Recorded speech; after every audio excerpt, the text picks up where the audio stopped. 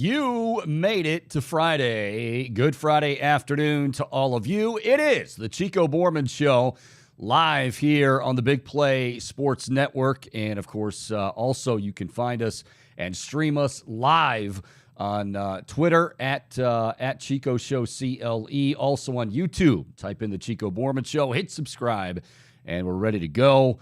Michael Bohm is kind of ready to go. You lost your water, and you are really you're struggling with this one. It's playing hide and seek with me right now, Chico. Like, I don't know what happened to it. Normally, Boom. My theory is we just had about 25, 30 people getting ready to board a jet here at Burke Lakefront Airport, where we broadcast live. And my guess is somebody saw that clear liquid and said, well, I left my vodka over there. And they're probably on the plane right now, mad as can be that it's not their vodka. It's simply H2O.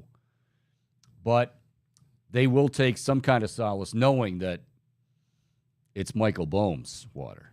And that's going to get you, that's going to fetch you a pretty penny. I think I just got robbed, Chico. Did you want to report it to the authorities? I mean, it is going to cause some damages because I'm going to be suffering from a lot of dry mouth for a 2-hour live broadcast. Well, you do sweat a lot. Now, I would say today it actually feels cool in here. I could be, maybe I jinxed it. Give it time. Let the lights warm up a little bit. That's what it is. Yeah, it's all right. It is nice out. Not as sunny as yesterday, but it is nice out. So good stuff for the Guardians we hope, as they will entertain the Los Angeles Angels for the start of a 3-game series. Guardians, Bohm, I was thinking about this yesterday. And, first we knew that they were going to miss Shohei Ohtani. So that's good news. Shohei Ohtani, one of the best pitchers in the game. Now, still, he'll be there in the batter's box, and he'll be DHing or playing the outfield, whatever. So, I mean, for fans, and it's a big deal. Like, fans, you not only go to see your team, you want to see the stars. And, again, I've said this many, many times. I don't think there's that much pushback. I've had a few people, but the number one star in Major League Baseball, without a doubt, is Mr. Shohei Ohtani. At one time, it was Mike Trout. They happen to be teammates here with the Angels, but they'll both be in town, so that's good. But we're going to talk to Mandy Bell, MLB.com, does a great job covering the Guardians. We love Mandy. And immediately I said to myself, kind of like half joking, like, that won't happen. Watch, the Angels are going to throw 3 left-handers. And wouldn't you know it, boom, that's exactly what they're doing. That's exactly what they're doing. Yep. Tyler Anderson tonight, Reed Detmers on Saturday, and Patrick Sandoval on Sunday. So we know, I don't have to tell you, the Guardians, they've played 37 games. They're 17-20. They've played 37 games, and 15 have been started by left-handers, and most recent one a shutout by Eduardo Rodriguez, and they've only come away with 4 wins. But, hey, we are feeling optimistic. I don't know if we are. Are we, Bohm, are we feeling optimistic? You lost your water, so I don't know how optimistic you're feeling. Usually you are the guy you're always Mr. Silver Lining guy. Like, the Cavs are struggling. Chico, I really think that they're going to bring I don't know why you're getting so upset. I really think what's going to happen is they're going to dust off one of these big men, and he's going to come in and average about 14 or 15 rebounds, and they're going to come back and win this Knicks series. So, Bohm, are you optimistic? You are going to the game tonight. Are you optimistic that your presence, along with just the law of averages here, that the Guardians are bound to bust out sooner or later, and certainly bound to do it against a left-hander, are you optimistic that will happen tonight and hopefully carry over into the weekend? Chico, I'd say my glass is half full, except that my glass is just nowhere to be found.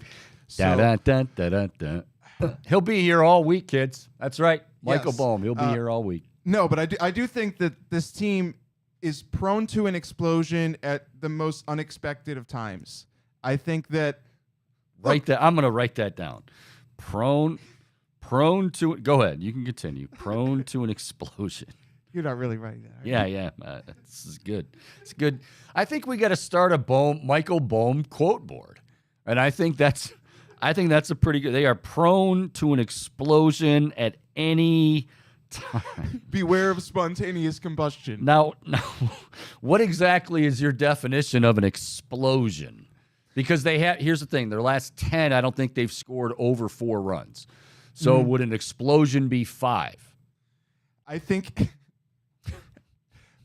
at this point, yeah, I guess an explosion for the Guardians would be relatively low compared to most offenses at this point. But yeah, I think that would entail seeing production from all throughout, spread out the lineup. You know, we see more than one guy stepping up. We see them able to capitalize on runners on base, able to move guys home, and, you know, getting it done the Guardians way, but getting it done consistently the Guardians way. And maybe somebody leaves the yard. Again, it's going to be tough because, you know, they're last in the league in home runs, but they're also facing a lefty and another lefty and another lefty. But, again, you know, sooner or later it's going to happen. I don't know. I can't say that I feel optimistic. That doesn't mean I feel the other way. I just, you know, I keep thinking that this is going to happen. And the reality is, look, you have young guys, for the most part, that are struggling. And even if you're a veteran and you're struggling, the response is usually gripping the bat a little tighter and I've got to get something going. And sometimes it just, you know, it builds and builds and builds. Like I said, I feel like they are going to have, hang on, let me go back to the quote. They are prone to an explosion at any time. They're going to have that explosion that you talk about. And because this is usually how it happens. They'll score like a dozen runs, and maybe that'll be in one inning alone. They'll go on to win like 22-3, and we'll be like, well, couldn't you bottle some of that and save it for tomorrow? But that's usually how it happens. I will say this. Ahmed Rosario, last game against the Tigers, I believe, didn't he go 4 for 4? I don't think it was the last game, but it was 2 games ago. 2 games ago, I'm sorry. Yes, that man spontaneously combusted. Yeah, because I don't even think Eduardo Rodriguez gave up that many hits. But yes, maybe Ahmed's starting to come out of it. If Ahmed Rosario's starting to come out of it, I think I called him Ahmed. If Ahmed Rosario's starting to come out of it, that's a big deal. Now, and I'm not saying that, you know, jokingly. You need those guys. Stephen Kwan's doing his job, but like, okay, if Stephen Kwan's going to get on base, but then Rosario and Ramirez and the guys behind him aren't going to do anything, well, that whole Guardian way that you're talking about isn't going to happen. So anyway, we will discuss it further coming up near the top of the hour with Mandy Bell from MLB.com. If you want to get involved, we'd love to hear from you. Absolutely. 216-626-7901. 216-626-7901. And also, you can tweet the show. And by doing that, you can either tweet the show at Chico Show CLE, which is the show account, or you can just, if you want to bypass that and tweet me directly at Big Play Chico. Boom, you have a Twitter account, but I believe it's like what, Iron Maiden 777. What is it? It would be Mr. Bombastic. You want to spell that for the folks? That's MISTABOHM Bastic.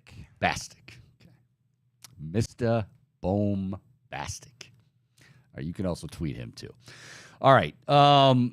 We'll get back into baseball in a moment. Obviously, the schedule, after all the leaks and all the rumors and all the it's finally out. It's finally out. Remember what we were talking about on last night or yesterday before we got off the air? I said, all right, I'm hearing from multiple people I guess you have to call them multiple sources. That way you sound like you're really important. Sauces. Multiple sources that the Browns were going to play the Steelers on Monday Night Football, and in week 2, they will indeed do that. It'll be at Pittsburgh. What I didn't realize is they've got these double headers on Monday night. So, like, the Browns and Steelers will be one, and I forget what the late game is. But so they do play on Monday night. They don't get a Sunday night affair.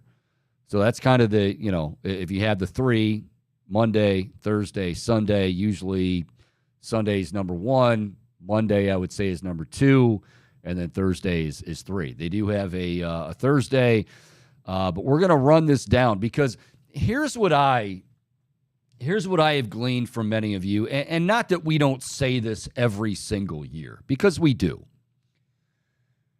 Boy, it'd be really nice if they get off to a good start. It's going to be imperative. It's going to be paramount. Very, very important that they get off to a good start. It is. It's going to be very important they get off to a good start.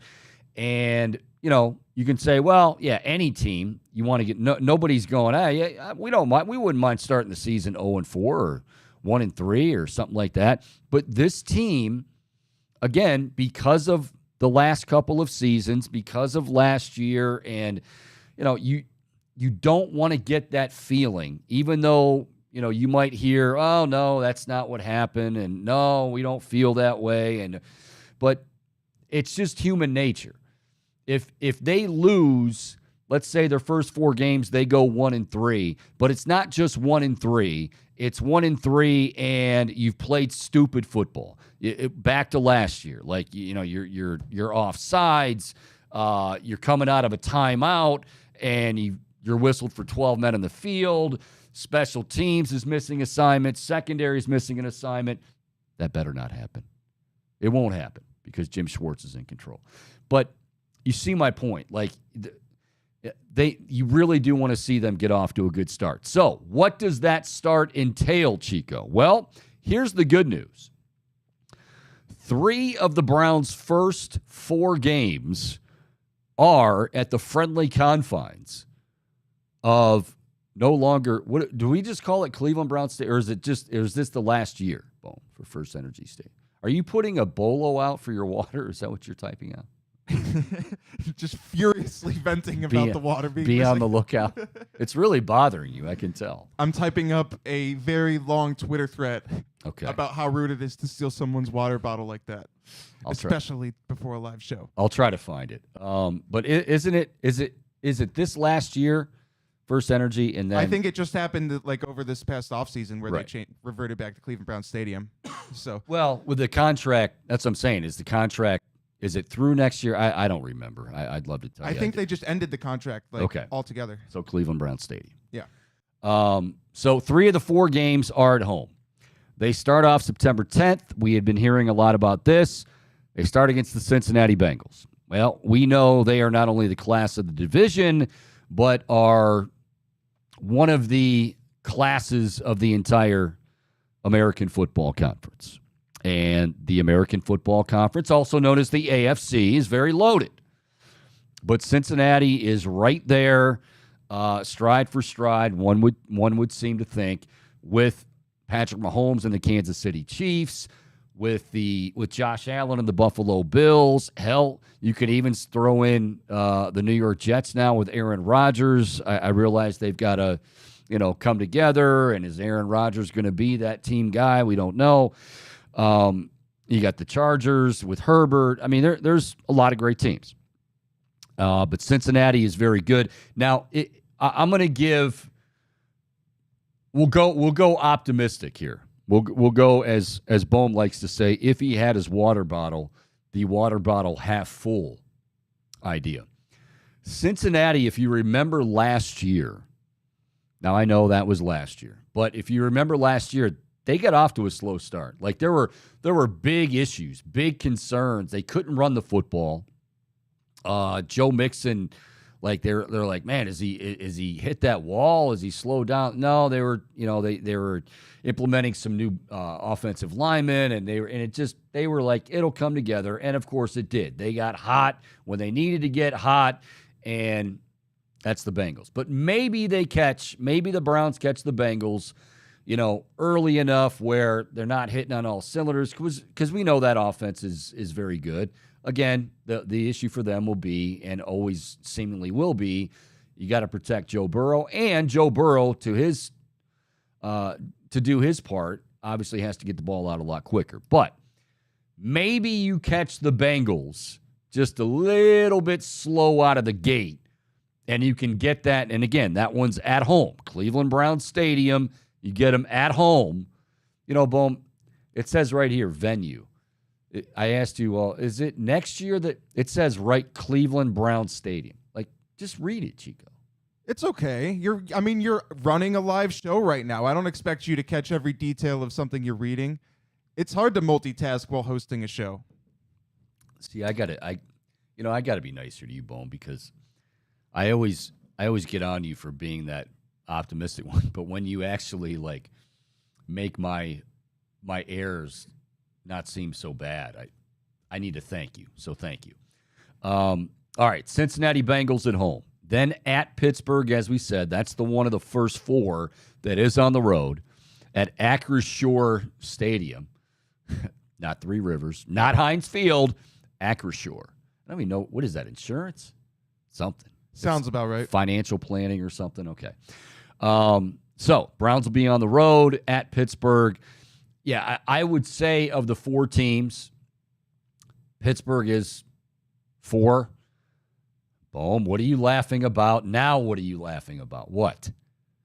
I was thinking about Acrisure. It just, it sounds very corporate. It's like, oh, I work for Acrisure. Sorry. If we have colleagues down the hall, could somebody please come in here and just check on Bohm, check his forehead? Because without the water, I need some water. Without this water, Bohm might very well overheat. Bohm dehydrated is not. He doesn't necessarily need to be dehydrated to be a little delirious, but it certainly doesn't help the situation. So, precisely. Yeah. So Acrisure, that is. Anyway, I work for Acrisure. Pittsburgh Steelers on the road. I don't want to do the schedule game, but Pittsburgh should be a team that you can win. Now, again, remember, they did not beat a team in the division on the road last year. We keep talking about little things that need to change, little things that became big things, little things that are big things for the team this year. Well, obviously, that's one of them. If you're going to realistically, I'm not saying you got to sweep the division, but if you are realistically going to be competitive in the AFC North, and we hope to God the Browns are, you've got to win games on the road, and you certainly have to beat, you split, fine, but you can't be going, you can't be losing all those games on the road. So, right away, after facing a very good and the class, and nobody disputes it, the class of the AFC North in Cincinnati, no rest for the weary. If they lose that game, you can't be, woe is us, because then you're going on the road to Pittsburgh. It's going to be crazy, even though it's Acrisure and it's financial planning and everybody's buttoned up. They're going to have their terrible towels, and they'll be wearing their cut-off Wrangler jean shorts, wearing their mustard-stained, oily Roy Jarella jerseys. They'll be screaming and hollering. Screaming to Renegade. That is a good one. I will say that. I've always liked the song Renegade, but it does it's pretty good. It hits different in a stadium, but it was always heavier, had that epic anthemic feel to it. Yeah. But in a stadium environment, it's perfect. Well, because it starts they're like, oh, mama, I'm in fear for my epic. Yeah, and then it just takes off. Do you like that rendition? I thought that was bad. It didn't, you sang it good, but it wasn't the exact key of the song, so we're going a few octaves lower here, taking it down a couple steps. But that's fine. Oh, mama, I'm in fear for my... Anyway. That was close. So at Pittsburgh, Cincinnati, Pittsburgh 1-2, Tennessee at home. Titans, look, they're always going to be well coached because it's Vrabel. Titans don't necessarily. I feel like they're kind of in a state of flux right now. One, Ryan Tannehill, he's not getting any younger. That's why they drafted a quarterback. That's why they have even another quarterback there. I also think that, he's still smarting. I guarantee you, behind closed doors, Mike Vrabel is still seething over the fact that he lost or they traded A.J. Brown. Again, and all you need to do is go back to that locker or that war room footage as soon as he gets wind that, we traded A.J. Brown, because Vrabel didn't think he was going anywhere. But he definitely went somewhere, and is big help for Philadelphia and Jalen Hurts. So Tennessee in week 3, Baltimore week 4 at home. So again, 3 of the 4, Cincinnati, Tennessee, Baltimore. Your lone road game is division rival Pittsburgh. And then, Bohm, they have an early bye. Week 5, they get a breather. I hate that, Chico. I always hate when our team has an early bye. Why do you hate that, Bohm? It just feels better to me for them. Like, I feel like it's more useful later in the season after more wear and tear. We don't agree on much, but we do agree on that. Yeah, I'm with you. Now, middle of the season, yeah. Now, it's very possible that the timing could just work out perfectly, where it's like you have a guy getting hurt in week 4 and week 5 is the perfect time for him to get that extra time to recover. But overall, I think that the team is just going to have endured a lot more hurt, a lot more hitting, a lot more pain, and later in the season, having that extra week, I feel like it's more beneficial. See, I feel like if they had a bye week 5 last year, it would have, I say it would have been beneficial, but would it have really changed anything? But if you're still getting up to speed on things, which hopefully they're not, hopefully, Jim Schwartz's defense isn't going to be, we heard a lot of things that Joe Woods was firing all kinds of things at them, and nobody really felt comfortable. Nobody quite knew their role. I don't anticipate that, but I guess if I'm gonna go glass half full, Bohm's water bottle half full, I will say that could come at the right time if in fact you're having those issues. But I don't want them to have those issues. Those issues the last couple of seasons have plagued them, and hopefully that stuff is out the door like many other things are out the door. But it is what it is. You got a bye week in week 5. Then, all right, here we go. You're home to San Francisco. Niners are always tough, but you do get them at home after the bye. Always good news to have that happen. Niners, well coached. You've got McCaffrey, Brock Purdy, we think is their guy. I don't know if they're going to – I still don't know if they have enough offense to, win it all or to beat. But as far as week 6, it's going to be a test for the Browns, no doubt about it. I'm really excited for that one, Chico. San Francisco, they're just a fun team. They have a lot of weapons. And to your point, it is going to be a really extreme test. But you have to feel good about where the Browns are at that point. It's going to be crucial to start strong against the division, right? You have 3 out of the first 4 are divisional games. That's kind of what I'm getting at here. That's going to make or break things. But coming out of that, if you do okay, that San Francisco game is going to be super intriguing. I feel like a little bit, I just had a flashback to last year because I remember doing this. And, a lot of people had, Jacoby Brissett's going to keep, and Jacoby Brissett played his ass off. But a lot of people had Jacoby Brissett's going to keep us, in the mix, and then Deshaun Watson goes into the telephone booth. He makes out with Lois. He puts his cape on. Well, that probably wasn't a good joke, but he just puts his cape on. We don't no making out with anybody. Just puts the damn cape on, comes out and throws for 500 yards and 4 touchdowns. And I felt at the time, I didn't want to rain on people's parade, but I thought, you got to be a little bit. Deshaun Watson, this is one of the most talented guys, and he is. But you miss 700 days. You don't play for 2 years in the NFL.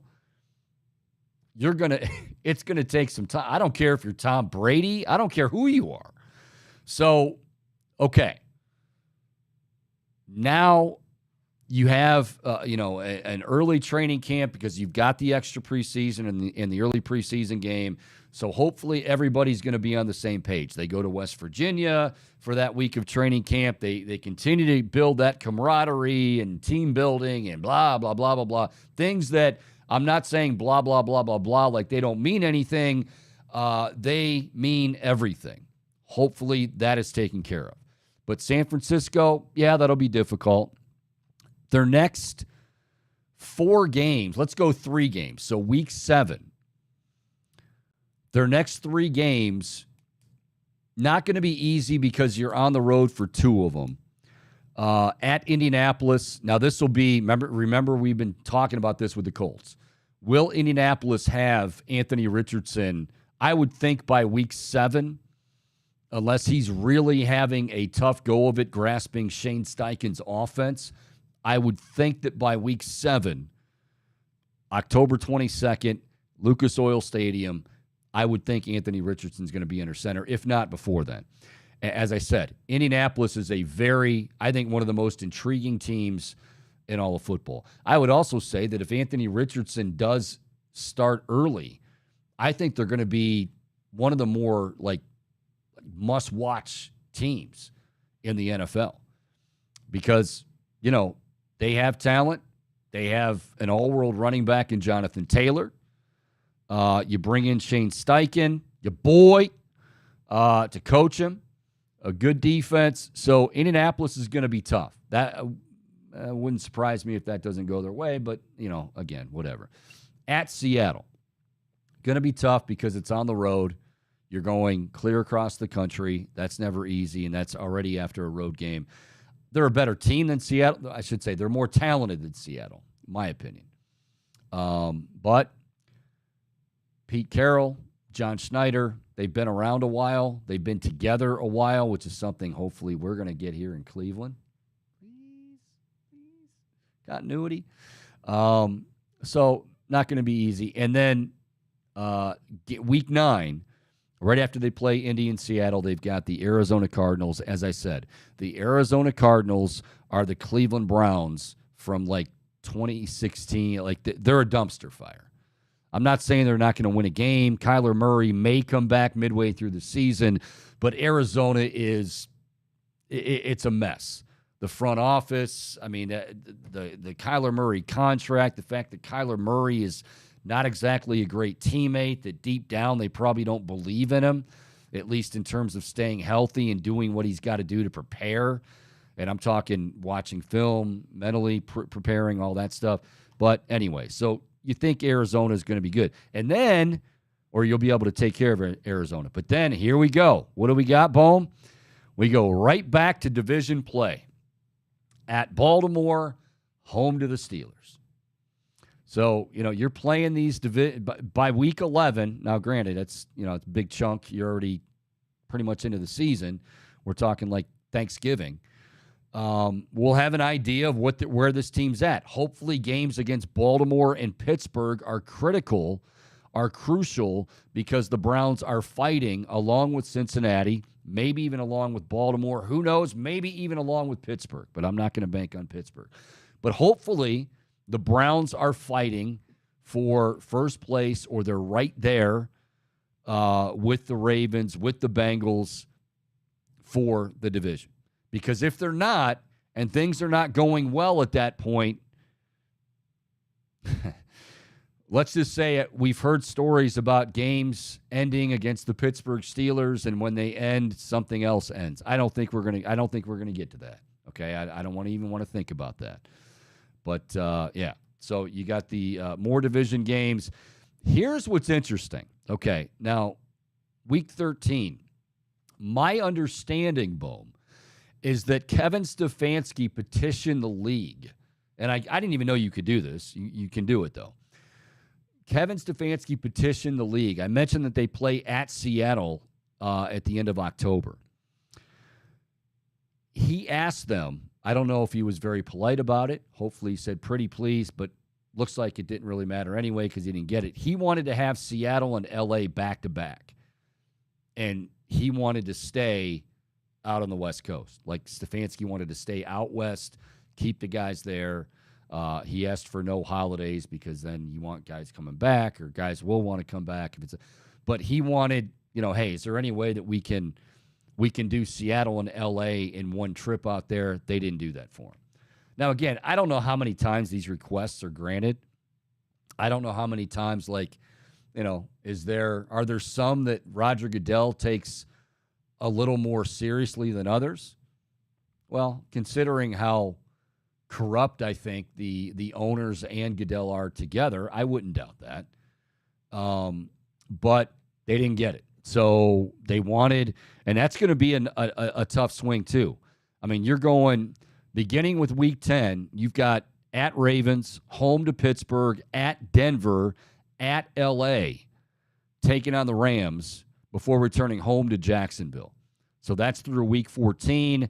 And then you end the season with the Chicago Bears. That one could be flexed out depending on if the Browns, fingers crossed, are competing for a division, and who knows where that one could be. At Houston, got to win that game. Versus the Jets. Oh, boy. Aaron Rodgers and the Browns, 8:15. That is a Thursday night Amazon Prime game for the Browns and the Jets. Aaron Rodgers against Deshaun Watson. Hopefully, again, for supremacy, or hopefully you're fighting for a higher seed, and the Jets, it stands to reason, could very well be in the playoff mix, should probably be in the playoff mix. They're probably hoping they're in the playoff mix now that they acquired Aaron Rodgers. So that could be a very good game. Or it could be like last year where they had Cincinnati on Monday night late in the year, and unfortunately it didn't even matter. And as I said, it was appalling to me, because that would have been a game, Monday Night Football, Cincinnati's in town, and you're fighting for division supremacy or division lead, for God's sake, and this town would be on its head. They would have been waiting all day. Some may not even gone to work, take a half day, whatever. They would have been ready to go, and it was kind of like, yeah, are you going to watch the game? I don't know. And then they end the season. Speaking of the Bengals, they end the season Week 18, Game 17. Again, the bye week, if you're just tuning in, the bye week for the Browns, Week 5. They end the season at Cincinnati against Joe Burrow and company. So there you go. That is your 2023 Cleveland Browns schedule. Bohm, do you have any initial thoughts as far as difficulty, as far as, that could be a rough stretch, or are you still looking for your water bottle? Well, a little bit of both, to be honest. That's okay. So I mentioned how I think it's interesting starting with so many division opponents right out of the gate, but also the fact that they're starting and ending with the Bengals, I found really interesting, because it felt like in years past it's mostly been the Steelers in those slots, also the Ravens, perhaps, I want to say. So I think it's just a unique shakeup that I'm not accustomed to. I'm a patterns guy. I like to notice patterns, and that is a disruption in the pattern. But it is still a divisional opponent. Guy. I'm going to write that one down too. I'm a patterns guy. I'm OCD. What can I say? Yeah. But no, I think, all in all, we're playing the schedule game right now, Chico. It's all a crapshoot. I'm not doing win-lose. I'm not doing that. I just can't do that. But I do. I don't want to say that I hate looking at the schedule when the schedule comes out. I just can't stand the aftermath when, we do the schedule game. We don't, what do you got them at? I've got them at 15-2. Really? Because we don't know how they're going to be, how these other teams are going to be. Here's what I think, okay? I'm with you. Bookending the season with Cincinnati is very interesting. I think going into Week 11, and you can say after Week 11, but through the first 11 weeks, so 10 games, again, the bye week in Week 5, where are the Browns after 10 games? Because they would have played Pittsburgh twice. They would have played Baltimore twice. You've got some winnable games in there, seemingly. Arizona, Seattle, maybe. You've also got some, Indianapolis isn't going to be easy on the road. San Francisco, even though you got them at home, isn't going to be easy. Tennessee, I like them at home.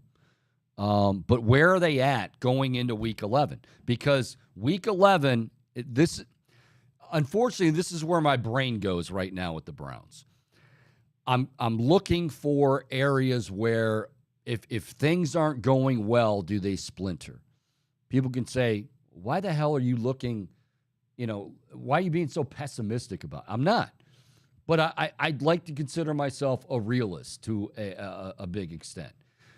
And this is a team that has a lot to prove just in terms of togetherness, team chemistry. Oh, it's so boring. Yeah, I get it. It's also very, very important. So if things are not going well, and then say they host the Steelers at home in Week 11 and they lose, or they lose badly, and then they've got to go to Denver, to L.A. to take on the Rams, and then return home to take on a resurgent Jacksonville team and a team that, people feel is going to be in the playoff hunt. Right there could be the stretch for me anyway that we see what they're made of. And it's either going to be really good or it's going to be really bad. I don't feel like it's going to be in the middle. Could be wrong, but that's just the way I feel. And I think there are some games here where there's going to be a lot of questions about opposing quarterbacks that the Browns are going to be facing that intrigue me on this schedule. Like, okay, Week 3, Ryan Tannehill, I assume, is going to be starting. He feels like he's on a decline. I don't think it'll be Will Levis by that point. If that game was later on in the season, they could very well have been going up against Will Levis. However, I think it's interesting to see, like we talked about San Francisco, Brock Purdy entering his sophomore year, because there's always the concern of the sophomore slump. I don't know. I don't think that's really cliche, because it does happen, and we don't know because teams have been able to get some film on this guy, see how he is in the pros, and they're able to adapt. So it's up to that young second-year player to adapt back. And then going further on down the schedule, you talked about the Colts. And if they're facing off against Anthony Richardson in the middle of the season, where we don't even know if Richardson's starting Week 1, for all we know, that could be his first game. Or I would imagine the way that I picture it going is you start Gardner Minshew for like 2 to 3 weeks until you just can't tolerate it anymore, and then you throw Richardson out to the Wolves.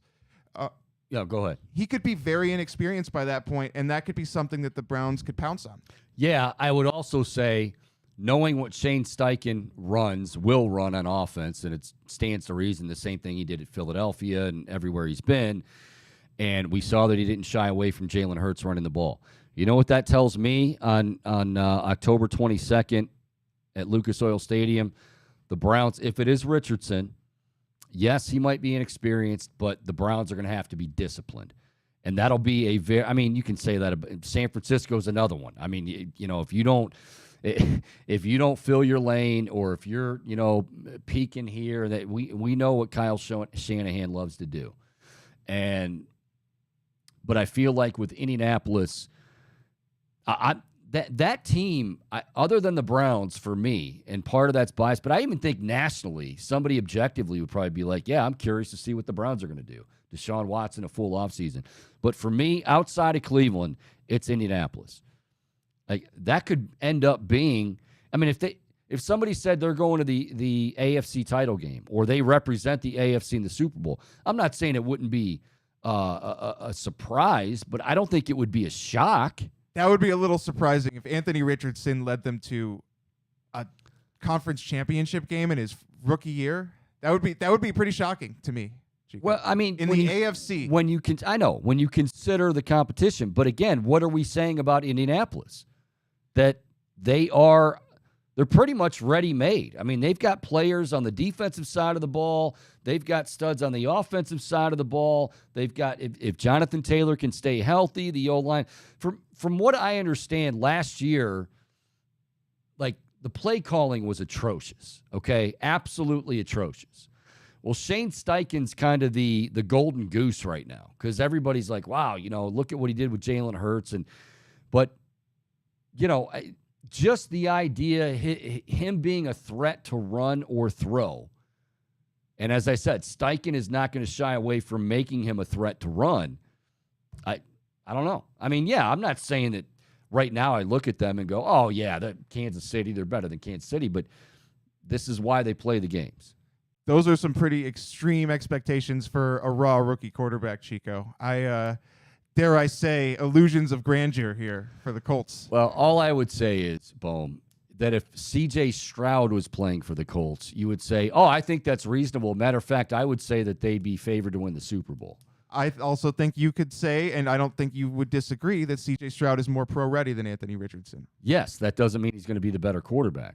Yes, I agree with that. By week 7, here's the other thing. C.J. Stroud is not going into a situation. I mean, they have some talent, but by week 7, Anthony Richardson could be the talk of the league or one of the big topics in the league. Sure. C.J. Stroud could be mired in, it's Houston and trying. So, yeah, he's more ready, but at this point, okay. I mean, that's why you play the games and see how they go. But I don't want to say it's you're kind of unprecedented. crapping on Indianapolis. All I said was, listen, I didn't say I'm expecting it. I said I don't think it would be a shock. A surprise? Yes. Not a shock, at least to me.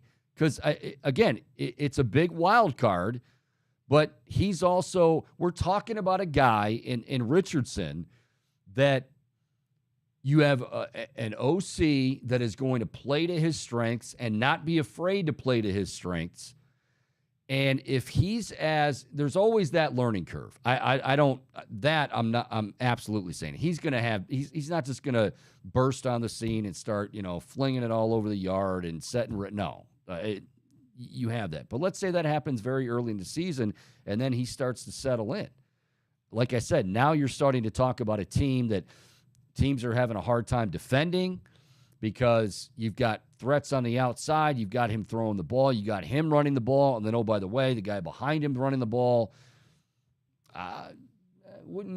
That's why I say, though, Indianapolis, to me, is the most intriguing team in football this season, along with the Browns. Sure, and to your point, the Colts are definitely going to have to rely on Richardson's athletic ability more to start things out while he settles into the league and really sharpens that arm talent. And I think we've seen it with a lot of players with his similar athletic characteristics before him, whether it be Jalen Hurts or Justin Fields, all the way back to like Robert Griffin III. We see these guys relying on their legs more early on until they can really settle in with their arms. Right, but, okay, the difference would be I think I think some of those guys like Robert Griffin III, I'm not saying they didn't. We got somebody thieving furniture out here. Everybody bolo out on Dave McAllister. Maybe he took my water bottle. He probably did. I wouldn't doubt it. You have right now, when we I got to think about this a little bit. Cuz I don't want to say something that I don't want to be hot take guy, okay? And I know sometimes we have to be to some degree, but Robert Griffin III, I think they wanted him to run less. He ran more. Now, again, his first year he was successful. Remember, we watched him launching the deep ball, and eventually you're going to have to, and again, the league's going to catch up to you. You've got to do certain things to adjust, and that never happened. And then, of course, it's Washington. And speaking of train wrecks and dumpster fires, that's the Commanders, now Commanders. Jalen Hurts, though, while he did need to refine his throwing, he was still a threat. He was still somebody that, you had to account for. They made the playoffs. I mean, granted, they got drubbed by Tampa Bay, but it's not like, and then all of a sudden, he's burst onto the scene. All I'm saying is I think the combination of Richardson and Shane Steichen, there's a reason why people in Indianapolis are excited about Shane Steichen and Anthony Richardson, because together that could be special. I don't know. We shall see. Another quarterback that I just want to toss in there too that I have Stroud. Josh Leister, Allen. Bobby I think Horn. we saw Josh Allen. Josh Allen still relies on his legs to some extent, but obviously he's really developed that accuracy he's needed to be a throw first quarterback, but he was relying a lot on his legs, especially in that rookie year. I don't know how much you remember from that, but I had him on my fantasy team, and I just remember how many times he was racking up big rushing touchdown games. How'd you do Expert that? analysis. How'd you do that year in fantasy? Lost in the championship. What was your fantasy football team name, Bohm? Ooh. Mr. Bombastic? You know what? For a really long time, because I play with, I have two teammates. For a long time, we had Patrick Mahomes as our guy. We drafted him really late because we took him in it after his first season, and it's a keeper league. So we were called Chillin' with Mahomies for a while. That's good. Yeah, It's okay. that's not bad. I don't remember what it was this past year, though. I don't keep enough of a close eye on that. See, aspect. you have two team. I couldn't do that really, but you have two teammates. Now it does help with the cost. I understand that, but you have two teammates because if you are left to your own devices, it will be all Ohio State players. It'd be C.J. Stroud at quarterback. Yeah. Oh, I absolutely positive. J.K. Dobbins in the backfield. Garrett Wilson or whoever you want to throw at wide receiver. Come on, Garrett Wilson. You think that's a bad pick? No, I'm just saying you would have all Buck. No, he's a great pick. I'm just saying you would have. That's why they would. That's what they're for, is to try to corral you and make sure you know, like, hey, we love the Buckeyes too, Bohm, but we're not making our entire roster Ohio State. This is a league of all Ohio State alum, though. You know, everyone has a little bit of Ohio State bias in this league. That can be good, though. Yeah, totally. Because then, they might reach for certain guys. Absolutely. It happens every year. Yeah. And that's why we always at least make it to the championship, although usually lose. Didn't you text me? I was trade advice? Yeah, I left I left where I was at, so we were no longer working buddies. But I remember you texted me. You're like, "Hey, what do you think about?" And I can't even remember who the names were and whatnot. But yeah, it involves Stephon Diggs. I had to trade Stephon Diggs. This guy was like up my ass for Stephon Diggs. I didn't want to do it, but at some point I was like, okay, maybe I'll consider it. And I needed to bounce some ideas off you. The words expressed here on the Chico Bormann Show by somebody not Chico Bormann do not necessarily reflect our way of thinking here on the Chico Bormann Show. That's all right, Bo. No big deal. All right. So there's the schedule. I'm kind of curious. Does anybody want to play the schedule game? I actually had somebody this morning, and he said to me, he goes, "Well, Chico, I got him 11-6." And I just, at first I thought he was doing it just to mess with me because he knows how I feel. As I said, win, loss. Yeah, but that other team's coming on the show. Oh, okay, win. What do you 17-0? Wow.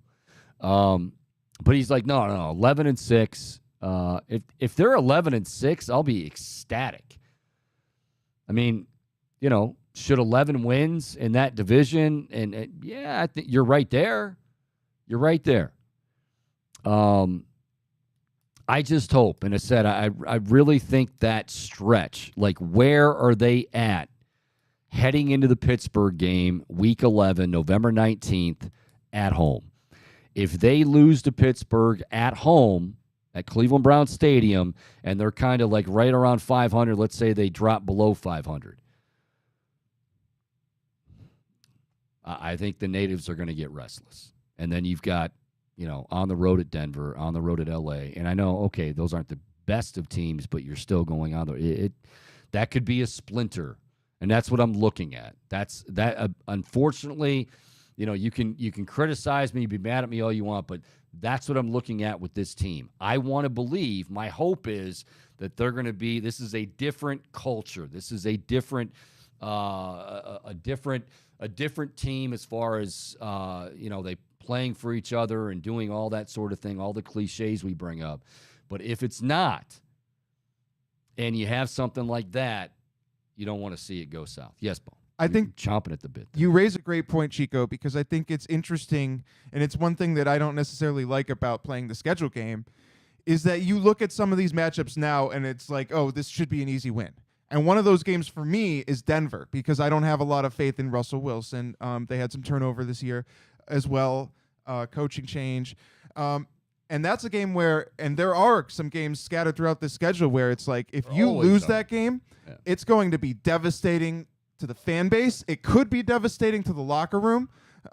Well, see, hang on a second. If they are, it's a momentum shifter. If they are struggling at the time, and if they're playing well, here's the thing: every single team, there is going to be a game on this schedule, and we can go back. I guarantee you, we can go back years and years and years and years. There's always, each team always has one game on their schedule that when they started the year with schedule game and fans were doing it, they didn't see it coming one bit. Not one bit. And, well, it was a loss. So I don't want to go the other way with it and say, like, I mean, if they're playing great ball, so where would we be there? They would, that would be week 12, so they play. I mean, if this team's like 8-3 or 7-4 and they lose to Denver on the road, I don't think it's like, oh my gosh, the sky's falling. Obviously you can move on from that, but Chico, if they crap the bed against Russell Wilson, I think that's concerning. Like, that would be out of nowhere. Is Russell Wilson terrible now? I mean, he wasn't great. He had a wrist injury or a finger injury that no quarterback before him has come back and been the same since. And let's be honest. Russ Wilson showed up to Denver training camp wearing a Russ Wilson jersey. Who in their right mind pulls that geek move? And I mean, I like Russell Wilson. He's a good quarterback. I've always said I love what he did when he first was chosen by Seattle. Like, he told his agent, get any endorsement deals away from me. He just lived at the facility. Now he's very much about the brand and all of that stuff, which is why he showed up to train. You don't show up to training camp wearing your jersey. Like, if there's a geek move, and then there's a geek move, and that's a geek move. I'm sure he was just excited to show it off. Yeah, I'm sure his teammates were just as excited to see. Yeah, at some point you have to wonder, like, is the locker room going to turn on him? Like, his antics, whether they're of the best intention or not, which I think they are, he's still kind of a weirdo. Like, he just gives off. I mean, look, who am I to talk? Like, I know I'm just saying, like, I just like how you just flippantly, he's a weirdo. Yeah, that's fair. I mean, even back to the Seattle days. Like, of course, it comes out now that, the defense was against him. And so, yeah, I mean, all that stuff. I'm just, it's funny how you picked out Denver. I just think that stretch of like 11 through 14, where is this team at? Because, again, don't lose to Pittsburgh at home. Don't lose to the Steelers at home. And I don't know what the situation is going to be. For all I know, the entire team could go down with injury. I hope that doesn't happen, but those things do happen. But if they're just kind of slogging along through another season and they're the same, poorly disciplined team and making the mistakes at the most critical times, it's going to be a long year, and I think we could see heads rolling. I don't want to see that happen. Yeah, definitely don't want to see. You cannot let Kenny Pickett hand you that L. You must refuse to accept that L from Kenny Pickett. That's, like, disgraceful.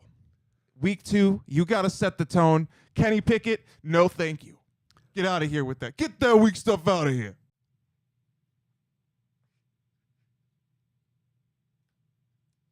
People outside, it looks like they took off for Atlantic City. Yeah, very quiet crickets. Bon. Maybe they can use that. We get that on tape? Maybe we can have Padone cut that, not necessarily for one of our reels, but for the Browns. We'll ship that to Berea. My Austin Carr impression. Yeah, and just see if, like, hey, Kev, if you're looking for something to motivate the guys even more, here's Bohm really getting them revved up against Kenny Pickett. It's good. I think this is a good time to take a break. When we come back, we're going to shift gears. Guardians back in action still trying to get that offense rolling, still trying to get the bats rolling. And yes, they will miss Shohei Ohtani on the mound, but at this point, I think I'd rather have Ohtani on the mound than a lefty. I mean, it's just, and they've got 3 of them. The Angels have 3 of them beginning tonight with Tyler Anderson.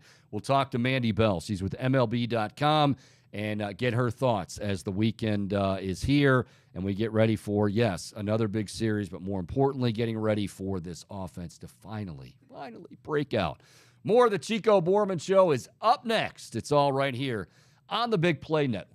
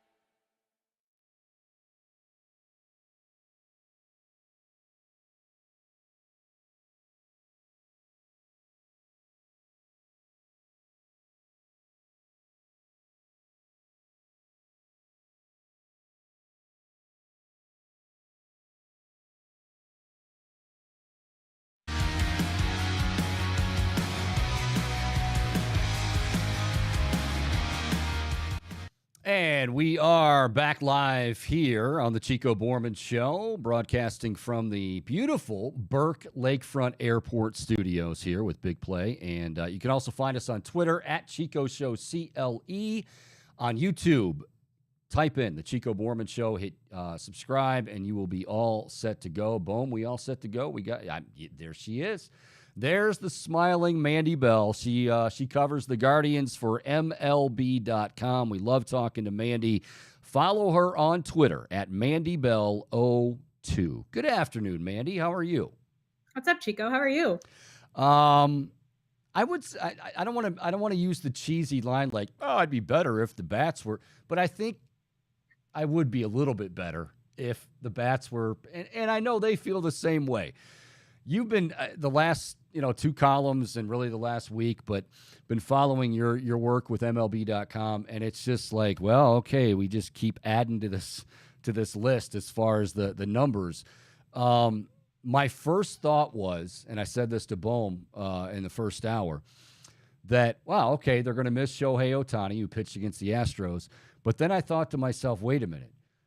Would I rather face Shohei Ohtani or three left-handers? Because they've got Tyler Anderson, Reed Detmers, and Patrick Sandoval. And we know, how bad they've been against Southpaws. So setting up this series, it doesn't look good from that perspective, but give me something. Give us something that we can chew on to say, you know what? Maybe that's a glimmer of hope as they get ready for the Angels. Oh, okay. Let's see if we can dig into a glimmer of hope here. I mean, eventually this has to end. I think that's maybe the only way that works. we can go with a glimmer of hope. You would think that this has to end at some point. You look at this roster and okay, maybe it's not the most lethal roster in the majors, but you look at the players in there and this isn't the production that this lineup should be having. It's just not. And so at some point they will get going. It's just how long do they have to keep going through this? How long do I have to keep trying to figure out new ways to describe what they're going through every single day until they get to the point where someone breaks out and then that maybe becomes contagious. And it's been rough. It's been really, really bad so far. There's no other way to put it. And so they just need to sort of keep grinding through it, I guess. I don't really know the answer. I know they don't know the answer because if they did, they would implement some sort of solution by now. But it's just going to take someone to snap out of this and sort of ignite the rest of the lineup. Okay, so I found one little morsel. We'll call. I was going to sell it nugget, but I don't even want to use nugget. One little morsel.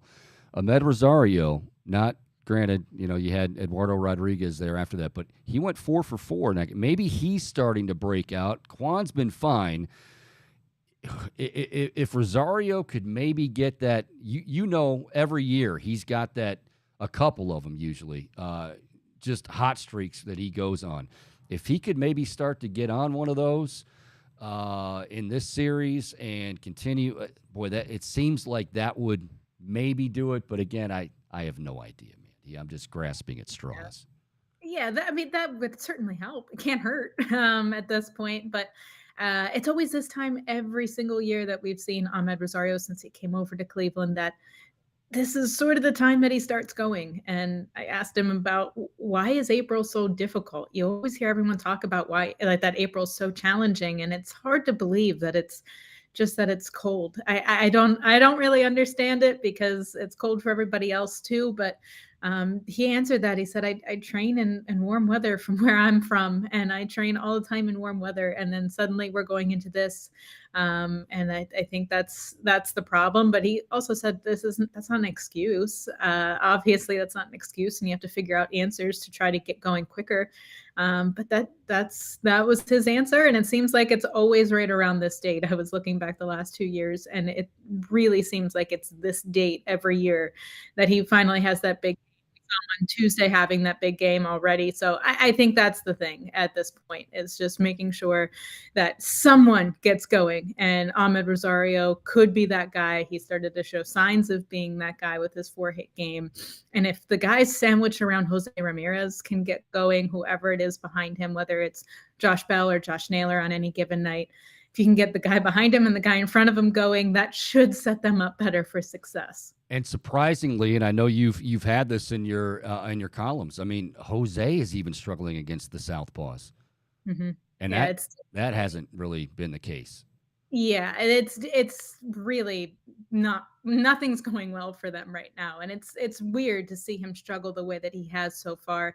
And I know we had a lot of expectations thinking that the shift limitations would allow this team to hit more, especially Jose Ramirez, especially when if he's hitting from the left side of the plate. Like you start thinking like, okay, this should make a lot of this better. You add Josh Bell in, it should just be a completely better offense than what we saw last year. And last year they weren't like great, but they weren't horrible like they are right now. They were pretty much like a league average type of offense, and it was fun, it was exciting, and they never quit in late in games, and so it always kept everyone on the edge of their seats. And now it just doesn't have that same feel where you're like, okay, they're definitely going to find some way to come back. It if the other team gets to 3 runs, you're starting to think, okay, well, this one might be over. And so it's going to just take something, whether Jose starts to figure it out, Ahmed figures it out, Andres Jimenez needs to figure it out.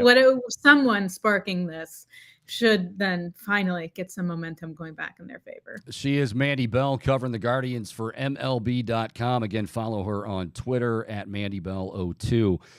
Mandy, let's go back to last year for a moment because, I mean, it was incredibly special. I, for one, was somebody that said at the beginning of the year, look, if they can just figure out, have some fairly concrete answers on guys moving forward and not keep doing this, Oscar Mercado and Bobby Bradley, nothing against those guys, but kind of solidify that, I'll be happy. And if that means they're 500, then they're 500. But they've found those guys. Well, they found their guys, and they won 92 games.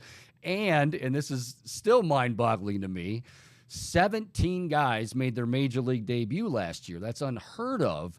And then to win 92. So is some of this just teams have a book out now? Like, hey, Oscar Gonzalez, we know that, you're struggling with discipline and swing and everything. Will Brennan, who started off the year pretty well, the high fastball has given him issues. Do you think some of that is, teams are making adjustments as they do very well at this level, and these young guys are just struggling to find what adjustment they have to make? Yeah, I think it's a mix of a lot of things. I definitely think it is the league's figuring this team out. They've had a year to get some background on all these guys now and have some sort of a scouting report going into it. And the more that you face them, the more that you learn them. And the same goes the other way too. Hitters can learn how other teams approach them, and they need to be able to adjust right back. And so I think a lot of it was last year, this team pulled off something that shouldn't have been pulled off. It was a really like a spoiling really for Cleveland fans of the way that they balanced everything that they had to balance, of learning about their young players, calling their young players up, and somehow sustaining winning. I don't understand how they did it. It was a really fun year to be part of, but it set the expectations really high for a team that's still learning, and it's a team that's still trying to get some answers. And this maybe would have been more what I expected last year than this year. And so Chris Valaika said it the other night when we talked to him after the game. He said, look, just because they've had 500 at-bats in the big leagues doesn't mean that they're some seasoned veteran at this point. They're still figuring it out. Year two is not making it where, okay, they've been through everything and now they're not going to have any problems and they're going to be able to figure it all out and adjust when the league adjusts. I mean, there's going to be hiccups with whenever you have this young of a team. They're still getting younger. You imagine like Bo Naylor will come up at some point. There's rotation is young. You have Logan Allen, Peyton Battenfield, Tanner Bybee. I mean, there's a lot of young guys that are still figuring things out. So there's going to be bumps. And I just think that there was maybe some unrealistic expectations set last year because of what they did. Yeah. There was a lot of luck, I think, that went into it, especially with Oscar Gonzalez, because this isn't new with him. He's been ultra aggressive. You ask any question to Tito about Oscar Gonzalez and the words ultra aggressive are going to be said, even in the most positive answer, because they know that he swings at everything. And the fact that he was able to chase the way he did last year, but then still find the pitch that he could hit and hit it well, whether it was just a base hit, it seemed like early in the year last year, and then turned into power late in the season. I think he ran into a lot of luck of being able to do that. And so things caught up to him this year. This is what came with the territory with him. He's very, very aggressive at the plate, and they just need to rein him back in a little bit more. And he needs to show that he can do that. And I just think that there's a lot of luck that went into last year, and they need to have that luck come back into their favor a little bit this year as they continue to grow. And Mandy, this is a team that, when you talk about chemistry, which is a big deal, certainly, Tito's talked, we've talked about it since he's been here. You mentioned Chris Valaika, and he said, hey, we're not just going to bury our heads in the sand. Like, I know sometimes people will roll their eyes at that and go, well, okay, chemistry and clubhouse. But, I mean, times like this, it's vital. I know it's May, but, these guys are struggling. Times like this is where, okay, I mean, I think we saw it with the White Sox last year. Granted, they had injuries and whatnot, but all of a sudden, like, it seemed like that whole team was splintering. You're not going to get, if there's one thing I think we can count on, is that you're not going to see that fracturing of a clubhouse because they're off to a very, very, very slow start on the offensive end. I would agree. Tito would never let that happen. He has an unbelievable ability to keep everyone pulling in the same direction, no matter what's going on. He's able to get everyone to buy into whatever theory he thinks should work. It's really impressive, and there's a reason he's going to be a Hall of Fame manager one day. But like the way that he's able to keep that clubhouse together, even in bad times like this, it's the saving grace of the team, it seems like, every year. And so Josh Naylor already talked about it a little bit in New York. We talked to him, and he was saying, like, yeah, even when we were struggling, like when I was struggling really, really badly or whatever it is, I come back into the clubhouse and the guys are like, it's fine. We know that you'll get out of this. You'll be good. And he said the camaraderie in there and the support that we have from one another, it's unlike anywhere else. And so I think that does end up going a long way. And I know that's never something that fans want to hear, because fans are like, I don't care if they're all happy for each other, supporting each other. We want answers right now. Yep. But I think in the long term, that is something that's very important for them once they eventually do climb out of this. As we look at this series, of course, I mentioned the three lefties, including Tyler tonight. Was it Tyler Anderson, Reed Detmers, and then Patrick Sandoval on Sunday? I feel like, this team is, hopefully they're close to doing, something, and hopefully the bats are getting ready to get going. But I also feel like, hey, this is going to be an opportunity for fans. And I know I'm going to shift gears here a little bit, but Shohei Ohtani, Mike Trout, like, these are two of the best in the game. You're a baseball fan. You don't hide that. I don't hide that. Like, I'm excited to see Shohei Ohtani. Now, I hope he stays in the park and and doesn't do anything too crazy. But I mean, I've said this all along, and you have more say in this because you have a ballot and you vote and all of that. Mandy, Shohei Ohtani is doing things that, like, forget about it. We're talking like in Little League. You played shortstop and you pitched, or you pitched and you played the outfield.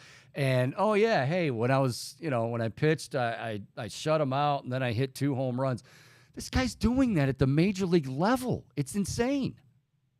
It is. And the inner baseball fan inside of me couldn't wait for this series. I was looking ahead to see if I'd be able to see him pitch when he comes to Cleveland, because I'm like, when do we get to see something like this? I mean, I think that's one of the benefits to this new schedule this year moving forward, of teams going everywhere, because you get to see a guy like Shohei Ohtani, who's not going to come around really, I don't think, ever again. I think this is a once in a generation thing, and we need to really appreciate what we're able to see. Now, I know Cleveland fans aren't going to be sitting in the seats hoping that they see him hit a grand slam, and then if he would have been pitching, like, throw a no-hitter. I get that. But to be able to say one day that you saw who could be the best baseball player of all time play, that's really special, and that's really cool. And I talk with Sarah Langs all the time. We have our podcast. We do all this stuff. We talk Shohei Ohtani, it seems like, every single day. We're texting about him. We're on our podcast about him, because it's just unbelievable. Because I look up and I swear I see a new headline every day that he set a new record, or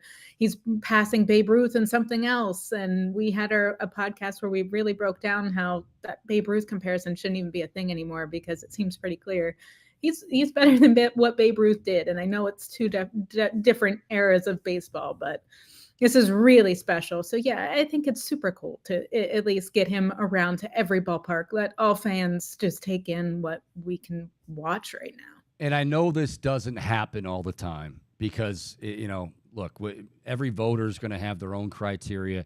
I mean, we're talking about this with the NBA, and like, oh, well, you're not going to vote for that guy. He's not a great story. He's old news. And I think we fall into that category and into that trap at times with baseball. Now, granted, Aaron Judge last year, I've got no problem. I mean, that season was absolutely unbelievable. But in my mind, Mandy, like it has to, you have to have a season like that, because every single year, as long as this guy continues to do this, and we don't know how much, that's the other thing about going to see him. You don't know how much longer he's going to be able to keep this up, doing, doing both the starting pitcher and swinging the bat the way he is, at least the starting pitcher part. But I feel like he should be the MVP every single year until we see differently, or we get a monster season like an Aaron Judge, because nobody's on his level.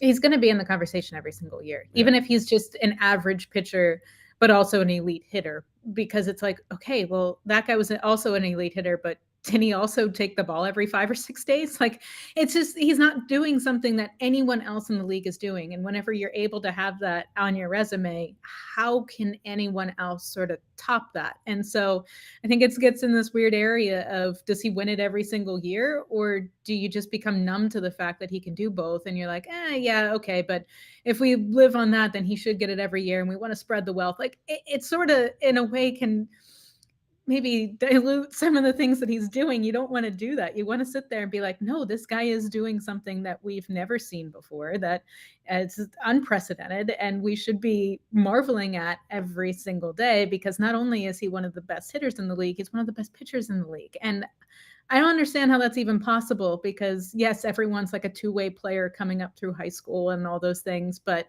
there's a reason when you get to this level that you're not, because you have to be exceptional at something to get to the big leagues. And that takes so many hours to be exceptional at one thing. And I don't know how he has as many hours in the day as he does to be exceptional at hitting and pitching. It's mind blowing. And so, yeah, I don't see how he's not in this conversation every single year. All right. In closing, and always appreciate your time, Andy. In closing, I wanted to mention, you mentioned your friend Sarah. And this is not to put a somber spin on anything, because it's more the opposite. I am amazed. And I know, look, everybody is, but like the other day, I think it was Doug Glanville, was talking about her and how, she's the epitome. She always, baseball's the best. And even if you don't know her personally, I think for you, she was your maid of honor and you guys are best of friends.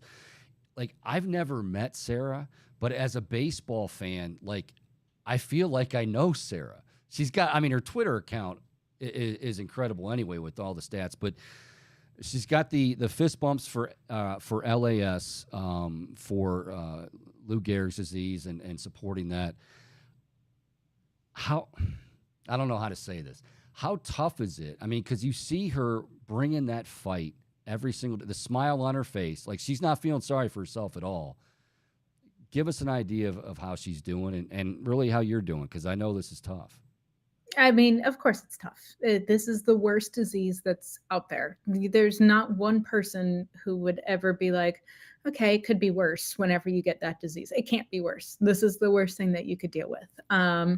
But the way that she's able to use her platform, I know that was difficult for her. It took a long time for her to go public with her diagnosis, and share this part of her life with people. And the fact that she did it and then is now using it to be an enormous voice for the ALS community. Since Lou Gehrig was that voice for baseball, to bring light to what this disease is, we haven't had too many voices that could really share what needs to be done and the things that we don't know about this disease, and how somehow there's not much more known since when Lou Gehrig had it over 80 years ago. And it's hard to believe. And so for her to be this voice now and step into that role and take that on and try to do this campaign that she has going right now, Fist Bumps for ALS. It's been fun. It's been fun to watch. It's a weird word to use, fun, to describe any of this, but she's made it that way. Exactly. And that, I think,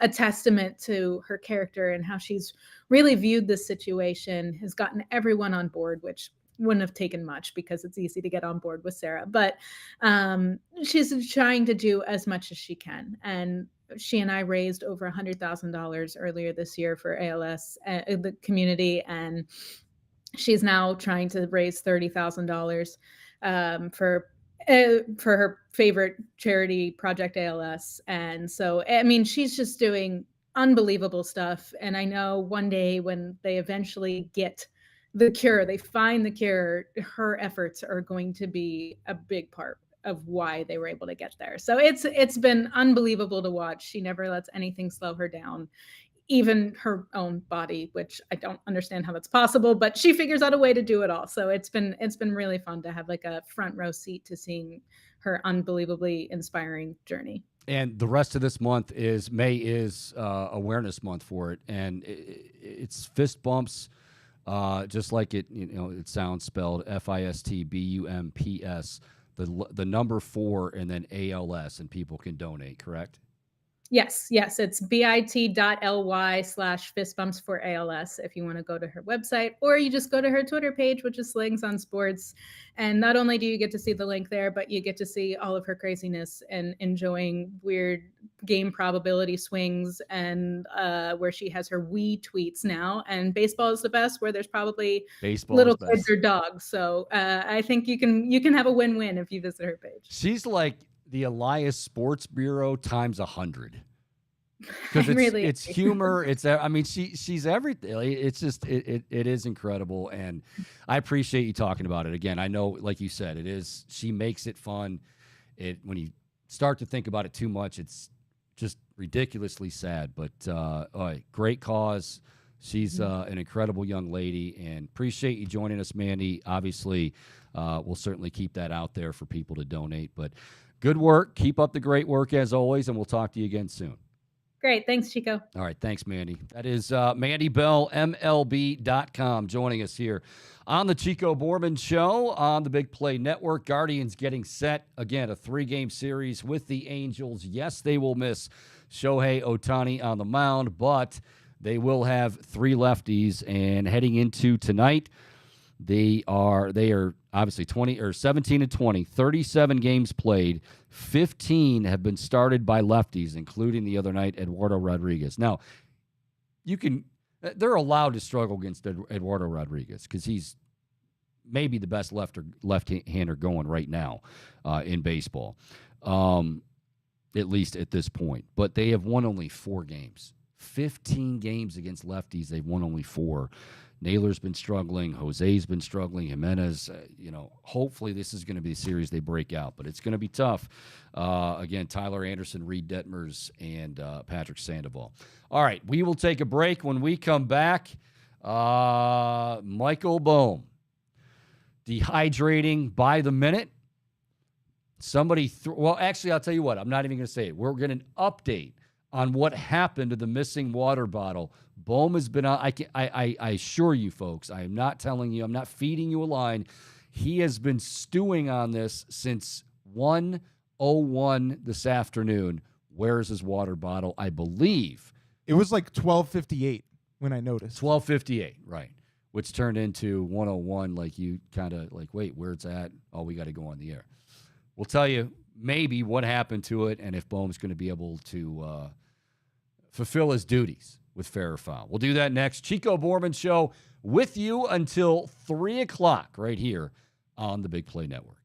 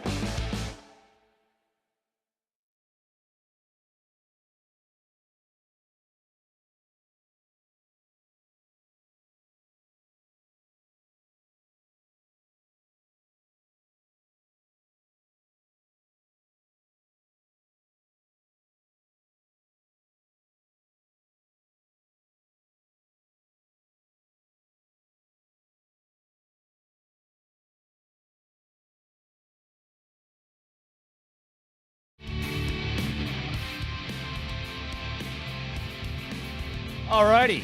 It's all right, Boom. I don't need to be, hey, I'm back. No, thank you, though. I didn't know I was back.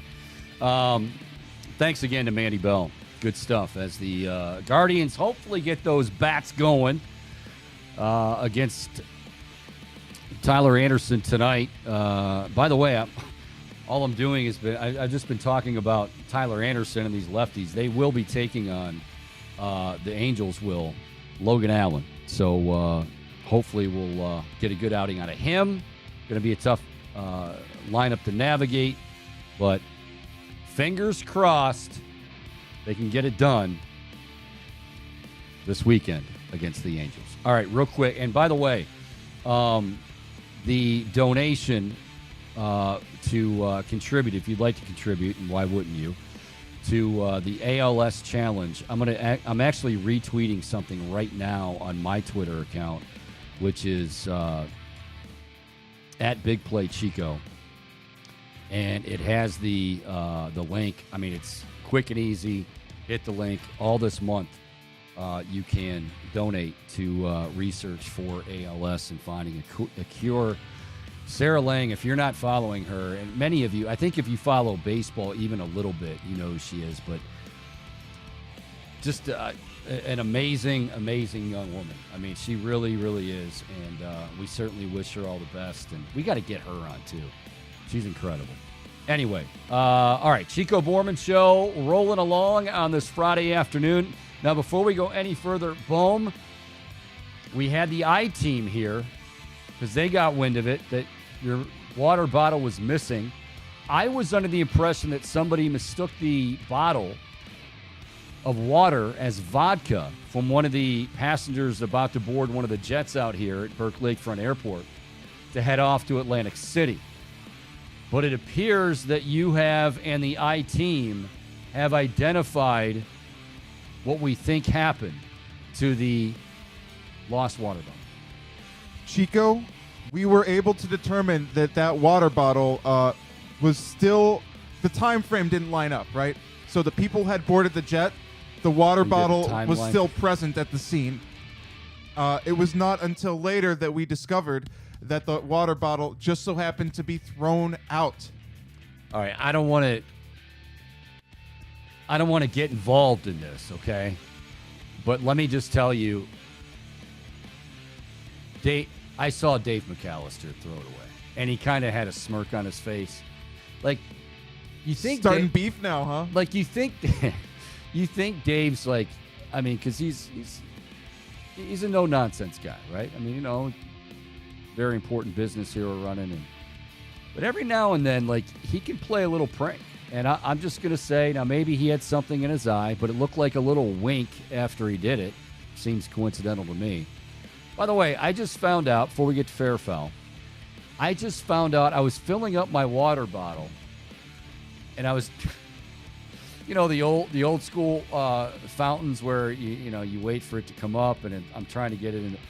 And Bohm goes, Chico, don't you know about the thing at the back there? And it's, you set your bottle down, and it just fills it up, like, just much faster fashion. Appreciate you pointing that out, Bohm. In 2 months, I did not realize that was there. So. Yeah, I'm glad to have assisted in helping you find some convenience here in your day-to-day at the Burke Lakefront Airport. See, there's a lot of things that I think if I would just take the time or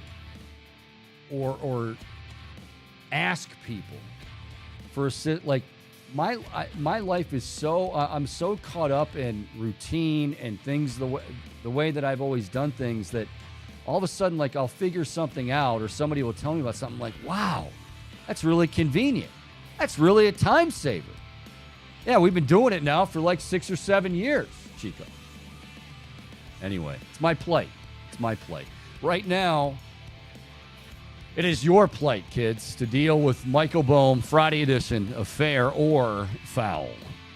Well, Chico, since we're on the topic of water bottles, why don't we just start right there? Is it fair or foul to reuse a water bottle that was thrown out?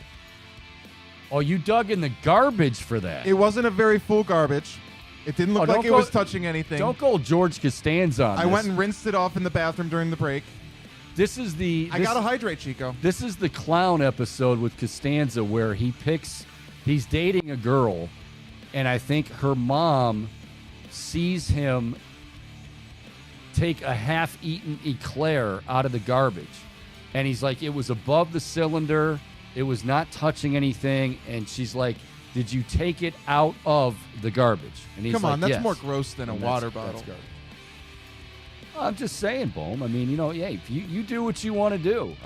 Who knows? Like I said, if Dave is the one that threw it away, who knows what Dave could have done to that water bottle? Who knows what more tomfoolery he might have up his sleeve? Shenanigans, tomfoolery. That's what he lives for. Yeah. Dave, quit your lollygagging. Okay, so why don't we start the serious part of Fair or Foul now? Very By serious. talking about the surprising exit of the Phoenix Suns. After getting KD, obviously being the top seed, you really had to expect Phoenix to be to run out of the East or the West, still alive. But I want to ask you specifically first about Kevin Durant. He's signed through 2026. Fair or foul, KD plays out that contract in Phoenix. I'll go fair on that. Yeah, I think that's going to happen. I mean, he had the really weird injury, right? Was it the layup line and so I mean that hurt quite a bit. But when he got going, I think basically what happened is, and you can say, well, Chris Paul was out, but we got to give. And this goes back to like talking about MVPs, right? And MVP voting and things of that sort. Guys, Nikola Jokic is a freaking he's a unicorn. Like this guy, he puts up 50 the other night and 20 rebounds, and it's like, what is it? That's Wilt Chamberlain territory. Jokic is incredible. I know that Monty Williams is getting a lot of heat. I think Monty Williams is a great coach. I'm hearing some reports out of Phoenix because this is what happens. Well, should they fire Monty Williams? You had Kevin Durant. You had, Devin Booker. I mean, my God, how can you? Well, these things happen. No, you're not firing Monty Williams. But to your question, fair, Kevin Durant will play out that contract through 2026. Okay, so since you think that's fair, I got a follow-up for you, Chico. All right. Fair or foul, KD finishes his career in Phoenix. Oh, God. How old is Kevin Durant? Stand by. Stall for me, Chico. All right. Well, Bohm has not done his homework thoroughly. 34. Like, Bohm's the one that... I just came up with it, okay? He gets... he got math problems as a kid, and there were 25 to do, and he did like 10 of them. Actually, math was my strong suit. They're like, well, what'd you get for 17? Oh, I did. Hey, stand by. I'll do that right now. Yeah, true. I did it. What's that say? Flying by the hands of my... Flying by the seat of your pants. Seat of my pants. You all right there, Bo? No, I always forgot that Dehydrated? expression. Just living like flying by the seat of my pants. Yes, you are. Yes, you are. All right. Well, let's move on. Oh, by the way, I did want to say, because you were talking about Nikola Jokic, and I feel like it's fair to say he is like the playoff MVP right now. Like what? Well, I guess fair or foul, Jokic is the playoff MVP right now. I'll start there. Yeah, I mean, I think you could make a strong case for Jimmy Butler. The Heat play again tonight. Maybe AD as well before injury. I don't know. Yeah, I mean, we'll see what happens, and I don't know what's going to happen with him tonight. Like, he did not get diagnosed with a concussion, right? So, from a protocol standpoint, he's fine. I'm guessing he's okay, but again, this is Anthony Davis, who could hurt his funny bone on walking into the arena tonight and not be able to go. Like, this guy's, I don't know. He is as durable as peanut brittle, but he's in there. Jimmy Butler, I think you can throw a lot of names. Yeah, Jokic is probably right at the top. Devin Booker. I mean, Booker had one of the all-time heaters we've ever seen in the NBA postseason. He was incredible. But, yeah, Jokic, and I just feel like I always say with, like, these voters, and it's like, well, that's old news. No, I'm sorry. when a guy dominates the way he dominates, it's never going to be old news. I have no problem with Embiid getting the MVP. But I think too many people are just kind of dismissing like, oh, yeah, Jokic. No. Yeah, Jokic. He's pretty amazing. I think he's the best in the league. Yeah, and I didn't have a question for Jokic. I have another NBA question, but I just think it's interesting your remarks on just how special he's looked. And we heard it yesterday, echoed from Mitch Lawrence as well. Like he said, unbelievable. Yeah. Unbelievable how good he's. Unbelievable. Yeah. So I think this series, or like that moving on and advancing, feels like it could be a big step in his legacy. And obviously, I would love to see him keep it going. Like the Nuggets on a big final stage, that could be exciting. Yeah, I'll tell you what I'm wondering about with them. And I know they have Jamal Murray. They just, like, the way they ended the regular season, it was kind of like, because defensively they're not very good.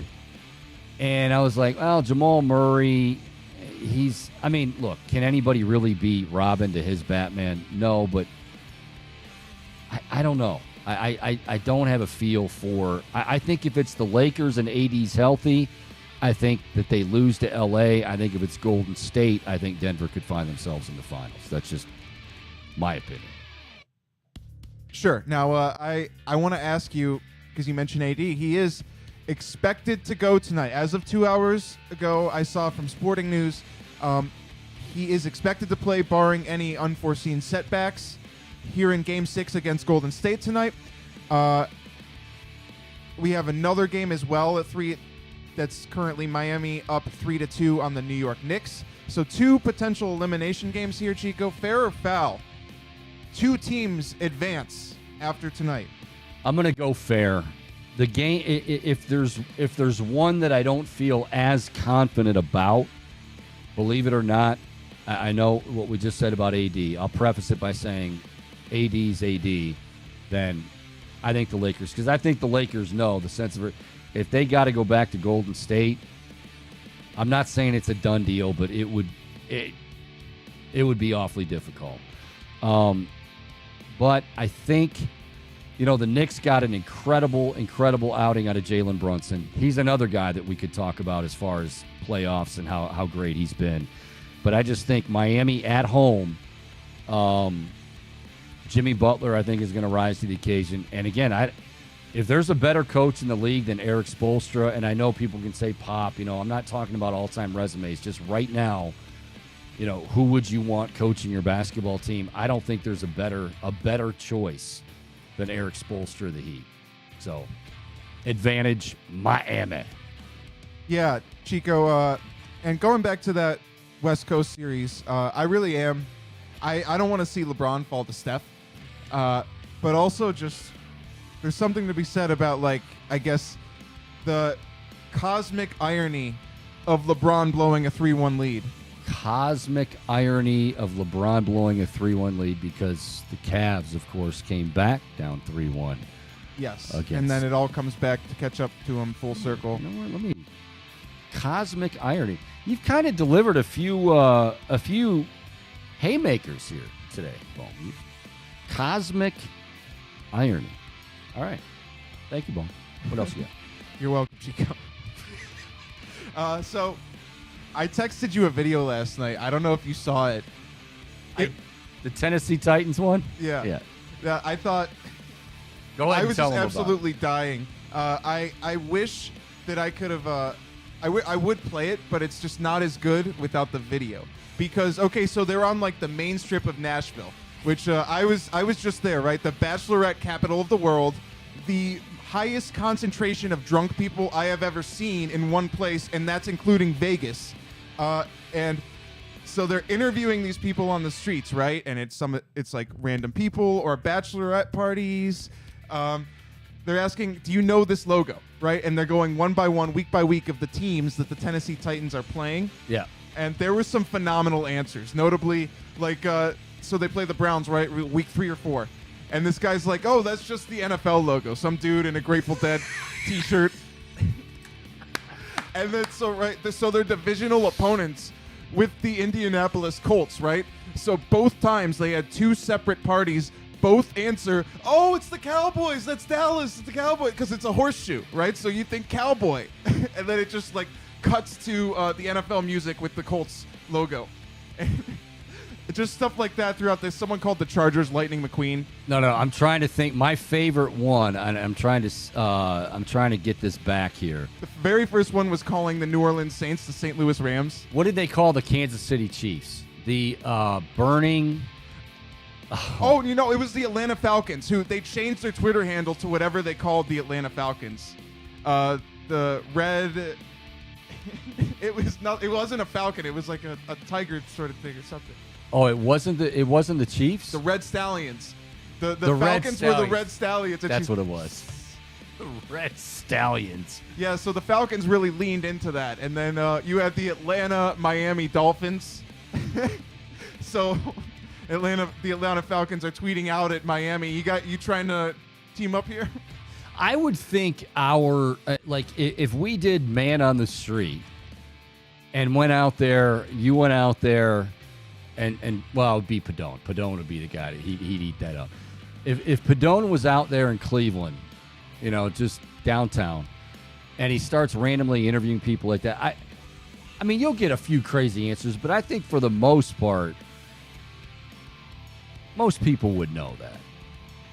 Now try doing that on St. Patrick's Day and come back to me there. Because if you were to go downtown on St. Patrick's Day, because that's kind of what Nashville is like every day. Every day? I'm telling you, Chico, the streets are packed on that street. I've been to Memphis a couple of times. I've never been to Nashville. It's just waves of crowds packing the sidewalks and the stories of bars. Did you say the bachelorette capital of the... Yeah, there's literally bachelorette and bachelor parties just like roaming the streets, and you see like all these little buses with. I all remember these from riding. draft night. Remember when they hosted the draft? I remember a bunch of people were saying The news that. story about all these bachelorette parties being so upset that it was the day of the NFL draft. Right, exactly. Like they were up like, how They're dare ruining you all people? Our plans. Yeah, exactly. Yeah, you picked a great time then, or a great town to go to, because you in the midst of a bachelorette party haven would be dangerous. Did they know you were a rock star when you were there? No. Were you carrying around like a guitar? There were bands playing in every single bar that we like on that strip, but they're all cover bands, right? So like that's not my shtick. So.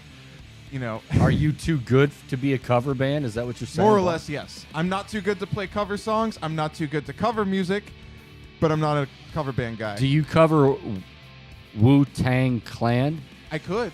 I could. I haven't tried. No, you couldn't. You want to bet? Actually, how can I make that?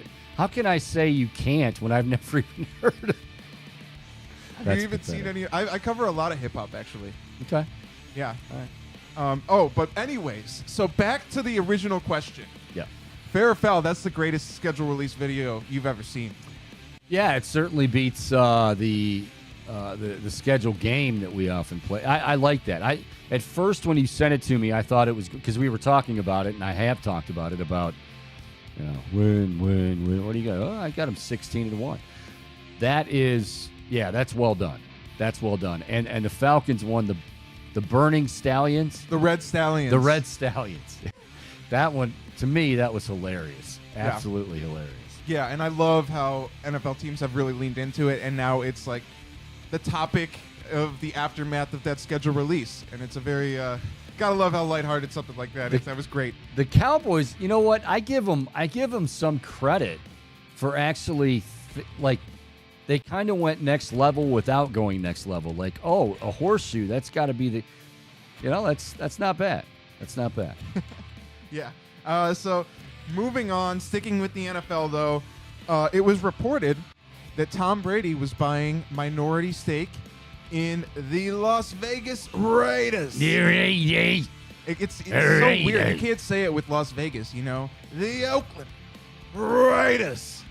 How do you sing as much as you do if you can't? I don't sing. Oh, well, it's all right.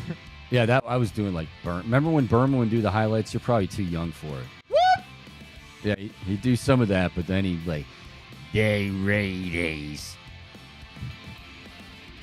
I love it. What? He'd always seem to do that. at the end of Tom Jackson, like, I love that, by the way, when they replay all the game or replay all the highlights. But at the end, like, he'd be getting ready to say something to Tommy, something that just happened, really, really crazy, and he'd just be like, hey, Tommy, you got it. We have a boy. It's like TJ's like, what is that? Anyway, go ahead. That's the kind of weirdness that I'm here for, Chico. Yes. Oh, there's plenty of weirdness. A plethora of weirdness to go around.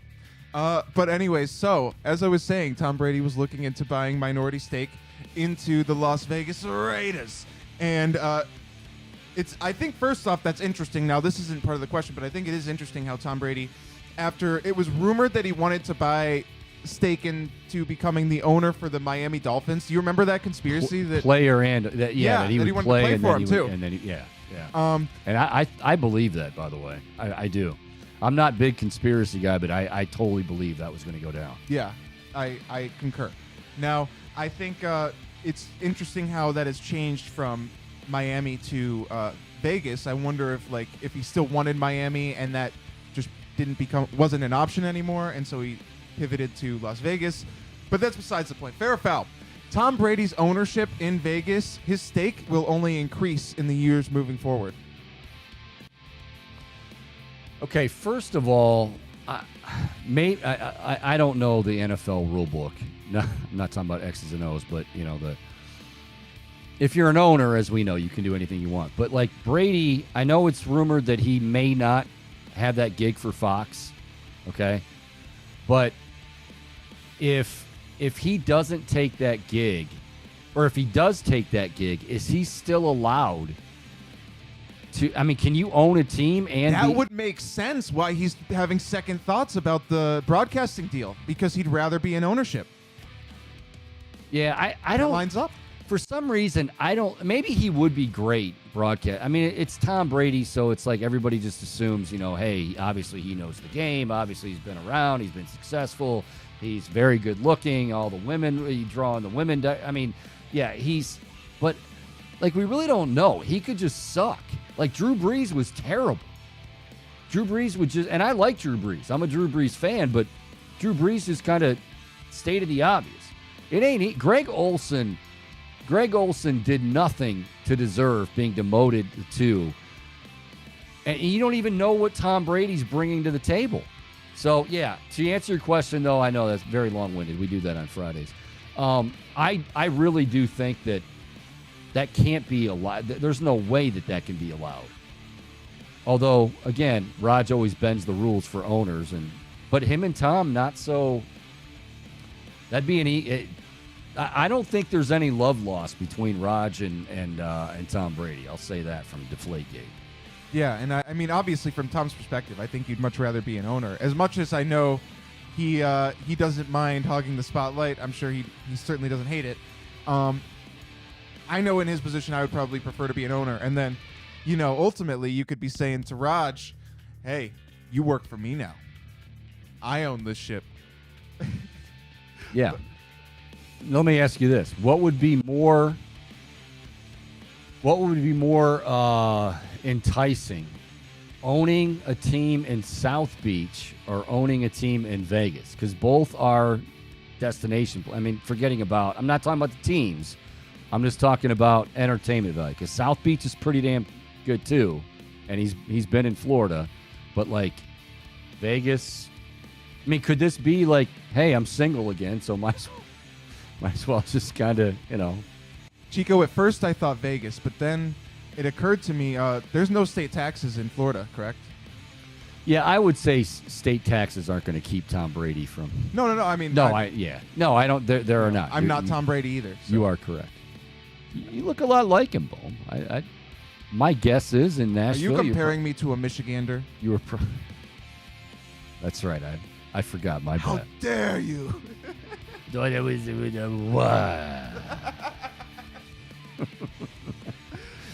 what? What? Well, I guess we'll just close it out with a quick one because we're getting here towards the end. But yeah. fair or foul, Well, actually, no. You don't think Tom Brady's going to play for the Raiders, right? That's No. obvious, right? Okay. I don't good. think Then so, Let me but- ask you another one. Fair or foul? Guardians. I am going to the game tonight, so I would be remiss if I did not ask you this question because I was curious. We've been talking about those lefties, those southpaws, how much that has been a struggle for the Guardians thus far. Anderson, Detmers, and Sandoval, yeah. Mhm. Fair or foul, the Guardians are not going to significantly resolve their issues against southpaws this season. My heart or my head? Do you want me to answer this? I want the gut feeling. Gut feeling is foul. They're not going to. I think this is a. They will eventually, but and not to mention, here's the other thing. It's not like it's just left-handers. These are pretty good lefties. Anderson's decent. Detmers can be downright nasty. And Patrick Sandoval's had a pretty good year as well. You keep looking at the YouTube comments. What do you got there, Bo? What's going on? We got lyrics sent to us on the YouTube comments, courtesy of JMass. Oh God, do I really want to check? Go ahead. No swear words. So I bomb atomically Socrates' philosophies and hypotheses. Can't define how I be dropping these mockeries. Lyrically perform armed robbery. Flee with the lottery. Possibly they spotted me. Is that Run DMC? Oh, it's Wu-Tang Clan. Thank you, J-Max. He's getting ready to go to Arizona. You can listen to Wu-Tang the entire flight over. All right, that is fair or foul on this Friday. Let me be clear. I am pulling. I really want to see this team bust out against the Angels, especially with the three lefties. Oh, we'll see. I think after that they've got a few series with the White Sox coming up. Yeah, I think they've got two with the White Sox coming up, kind of sandwiched around another series. But yeah, just something. I don't care, whatever it takes. And Logan Allen can pitch well tonight too. That's when you really feel for those guys is when, you've got Logan Allen or Bybee or Shane Bieber and they're pitching their asses off, and it's like they just can't get any run support. Again, 37 games, 15 started by left-handers, and they've won 4 of them. Got to turn that around this weekend. Now, Chico, do you think that perhaps calling a couple of bats up, like an influx of young talent, could be a solution? I don't know who that. I mean, here's the thing. I mean, Tito said it, and it wasn't a shot at, the farm, or wasn't a shot at the front office. Like, there's really now the middle infield. You saw Tyler Freeman get called up and all that, but in terms of who's the right-handed bat that you can stick in right field he's not there. I mean, they're playing. My guess is they're going to play David Fry at first base tonight against a left-hander, but he's 28, 20. Nothing against him, but he's not like somebody this could be the. They've got to figure it out. I mean, they have to figure it out. So hopefully they will, beginning tonight over at Progressive Field. All right, before we get out of here, I got to tell you a little bit about something, Bohm.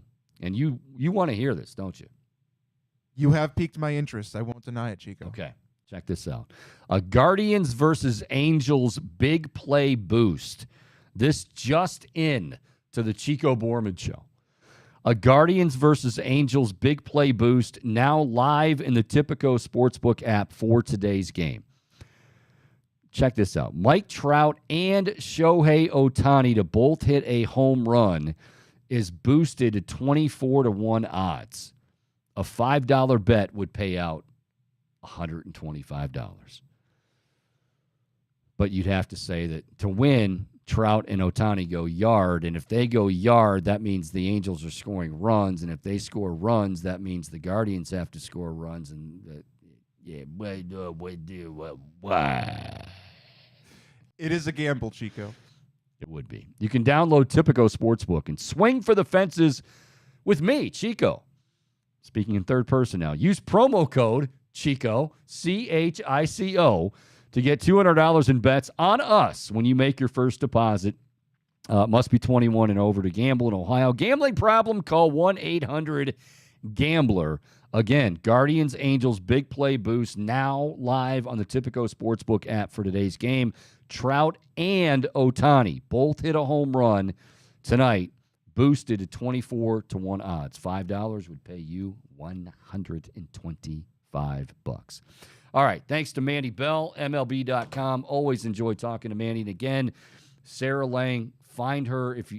Most of you probably know if you follow baseball, but if you can, make a donation to help fight ALS. She's doing amazing things, but obviously every little bit helps. So we will be back with you again on Monday, beginning at 1 o'clock.